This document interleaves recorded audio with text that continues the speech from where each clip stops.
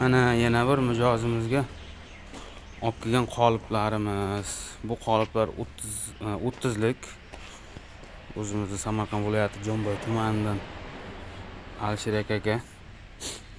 Bu kishi oldin ham olardi, tepalari turibdi. Hozir buni men olgam yo'q, egasiga iltimos qildim. Olib ketgandan keyin tashlab beryapti video qilib. Esdan chiqib ketgan, olib ketgan video qilib qolish. Mana bu qornidagi illiklari. Qalinligini qarang, qalin. Konkretni. 1000% garantiya, 100% emas. Pastida bu yerda 30 liklari, tepa tomonlari, 20 santimetrlik bo'laklari, 10 santimetrlik bo'laklari, boltlari hammasi bo'yla tepada. Eski qoliplar ham turibdi. Moy kanistrlar.